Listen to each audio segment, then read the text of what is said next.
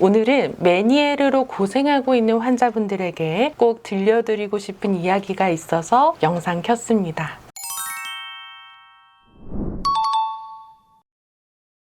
메니에르 병은 이명, 난청, 이석증, 골발성 난청 이런 여러 가지 귀 질환 중에서도 어떻게 보면 가장 독특하고 무서운 병이라고 할 수 있는데요. 모든 귀 질환이 쉽고 가벼운 건 아니지만 이 메니에르는 그 중에서도 좀 중증에 해당하고 난치에 해당한다고 듣습니다. 메니에르까지 갔다면 이 환자 귀가 좀 갈 때까지 갔구나 라고 느낄 정도로 어떻게 보면 귀에 너무나도 정상적인 생리 기능이나 순환 기능이나 조절 기능 이 세 가지가 다 무너진 상태라고 할 수가 있어요.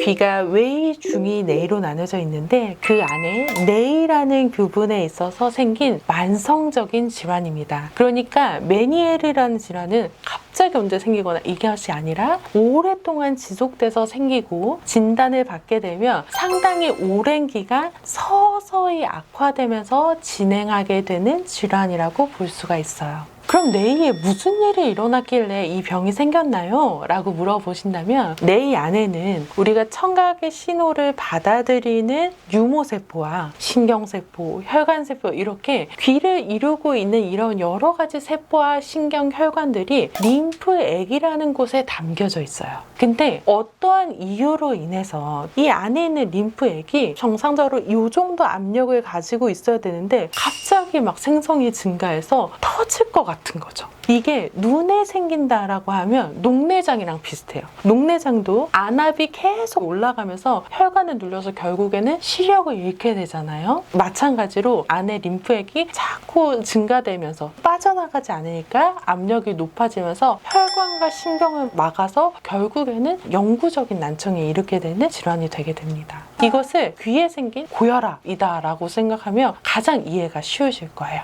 이 메니에르의 주요 증상은 크게 4가지로 생각할 수 있는데요. 첫 번째는 발작성 회전성 어지럼증입니다. 가만히 있다가도요, 메니에르 환자분들은 갑자기 돌면서 어지럽기 시작하는데 짧으면 20분, 길면 한두 시간, 수시간 이렇게 지속돼요. 회전하는 어지러움증이 10분도 너무 어지러운데 1시간 이렇게 지속되고 나면 몸에 힘이 쫙 빠지겠죠. 이러면서 이것들이 한 번 있다가 가는 것이 아니라 주기적으로 반복되고 발작하게 됩니다. 울렁울렁 거려가지고 오심이나 구토를 동반하기도 하죠. 두 번째는요, 청력 저하입니다. 가장 흔한 증상이에요. 초기에는 낮은 음이 듣지 않는 저주파 영역대에서 시작합니다. 그래서 메니에르 환자분들 이렇게 청력 검사 그래프를 보면 저주파 영역대에서 확실히 떨어져 있는 것을 보게 되고 이게 시간이 지날수록 청각세포의 손상 범위가 늘어나면서 난청의 주파수 또한 늘어나는 것을 보게 됩니다. 그런데 가끔은 고음역대에서 노화와 함께 시작되는 경우에는 고음역대부터 청력 저하가 생기기도 해요. 그리고 이 두 개가 함께 있을 때 노인성 난청이랑 메니에르가 함께 진행될 때는 정말 전 영역에서 청력 저하가 나타나게 되는 거죠. 세 번째는 이명입니다. 이명의 정도는 사람마저도 좀 다른데 이 메니에르 이명의 특징은 뭐냐면 난청이 심해질수록 증상이 진행될수록 이명이 급격하게 커져요.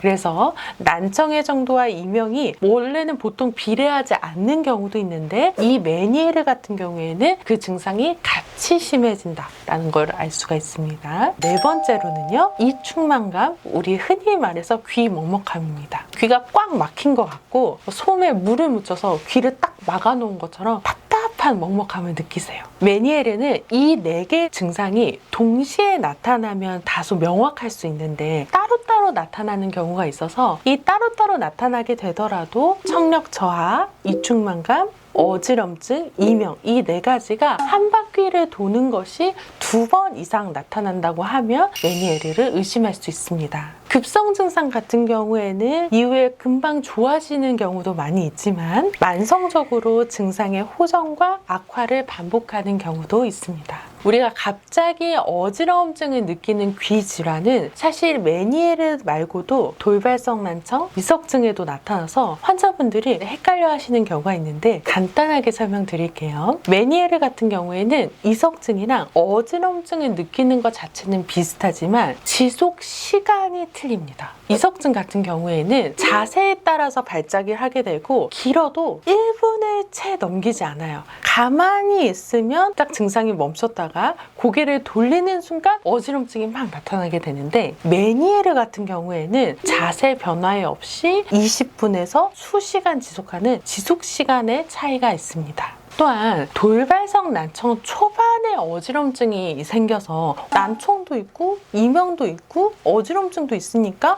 이거 메니에르 아니야? 라고 할 수가 있는데 돌발성 난청이 처음 나오는 어지럼증은 빙빙 도는 것 같은 어지럼증은 좀 많이 없고요. 흔들리는 것 같은 정도의 어지럼증을 임상적으로 많이 호소하시는 편이고 대부분의 돌발성 난청은 어떻게 보면 메니에르의 과거력이 될 확률이 더 높아요. 특히 낮은 영역대, 저음역대에 생긴 돌발성 난청 경우에는 그중에 한 10% 정도는 메니에르로 갈 수 있는 확률이 어느 정도 있습니다. 메니에르 병은 뇌 안에 있는 림프액의 압력이 엄청 증가해서 생긴다는 건 우리가 원리로 알았는데 그럼 이것을 한의학적으로는 어떤 부분에 문제가 있어서 메니에르가 생겼다고 보냐면요. 크게 세 가지로 볼 수가 있는데요. 첫 번째는 림프액을 조절하는 것은 사실 뇌척수액이랑 연관이 많이 있는데 이 뇌척수액과 림프액 사이에 순환이 많이 막혀서 생긴다고 봅니다. 그래서 우리가 메니에르 치료할 때는 반드시 두개골과 척추 사이에 있는 뇌척수액의 순환이 원활하게 될 수 있는 치료를 해줘야 되는 것이고요. 두 번째는 신장의 기능 저하를 원인으로 봅니다. 한의학에서 귀와 신장은 기능적으로 시스템적으로 연관되어 있다고 보는데 신장은 수기, 물의 대사를 조절하는 장기여서 여기서 몸 전체의 혈압도 조절하지만 귀의 압력도 조절해요. 그래서 이 신장의 기능이 허할 때에는 메니에르가 생길 수 있다고 보기 때문에 신장의 기능을 높일 수 있는 한약이나 침치료들을 처방하게 되는 거죠. 셋째는 간의 기운이 위로 치솟는 간양상향이라고 하는 요즘 현대적으로 따지면 스트레스로 인한 화병이라고 볼 수가 있어요. 한의학에서는 스트레스나 과로로 인해서 간의 화가 얼굴을 친다, 귀를 친다 이렇게 표현하기도 하는데 스트레스 받으면 어디가 제일 안 좋으세요? 갑자기 화가 났어요. 분노가 치밀었어요. 그러면 보통 사람들이 뒷목 잡고 쓰러진다고 하잖아요. 실제로 자율신경 반응에서 너무 과하게 교감신경이 황진됐을 때에는 목에서 뇌로 들어가는 통로가 딱 굳어지면서 막혀요. 그럼 거기가 굳어지면서 막히게 되면 귀로 들어가는 순환이 막히게 되기 때문에 그 부분을 교정이나 이런 방법들로 풀어주는 것이 중요합니다. 오늘은 메니에르 환자분들 중에서도 특별히 기억에 남는 한 환자분의 이야기를 들려드리고 싶은데요. 이분은 몇십 년간 메니에르 병으로 고생하신 분이세요. 수술도 하고 병원도 꾸준히 다녀봤는데 차도가 없어가지고 이명, 어지럼증, 불면증으로 정말 하루하루가 너무 힘드셨거든요. 내가 이제까지 산 거 다 필요 없다. 이러다 죽겠다 싶어가지고 서울에 있는 모든 것을 다 정리해서 제주도로 내려가셨어요. 근데 우연히 신문 통해서 이명난청 완치 설명서로 책을 알게 되셨고 진짜 지푸라기라도 잡는 심정으로 내원하셨는데요. 제주도에서 서울 오려고 하니까 진짜 왔다 갔다가 한두 번이 아니고 또 특히 메니에르 환자분들은 귀가 먹먹하기 때문에 비행기를 타는 게 되게 부담스럽거든요. 그럼에도 치료를 위해서 오신 환자분이세요. 그래서 일주일에 한 번씩 귀의 환경과 순환을 개선할 수 있는 활성 외치요법이랑 또 우리 환자분이 너무 오랜 기간 귀로 고생하시면서 어지러우시면서 불면이 지속되셨기 때문에 몸의 기력이 하나도 없으셨거든요. 그래서 몸의 기력을 빨리 채워서 영양적인 만족을 할 수 있도록 활청공진단이나 활청당이나 이런 약물들을 좀 사용하고 차근차근 주치의와 상의하에 치료를 진행하셨어요. 근데 이제는 왼쪽에 이명이 거의 사라졌고 비행기를 타고 나면 항상 1시간 이상씩 귀가 먹먹함이 지속돼서 계속 답답함을 견뎌야 되는데 이제는 왔다 갔다 비행기 탈 때에도 하셨는데도 뭐 전혀 이상이 없으시고 불면증도 호전되셔서 정말 삶의 질이 높아졌다고 하셨어요. 워낙 몇십 년 고생하시고 수술을 했는데도 안 되니까 사실 수술은 우리 환자들이 마지막 선택지라고는 생각 때문에 수술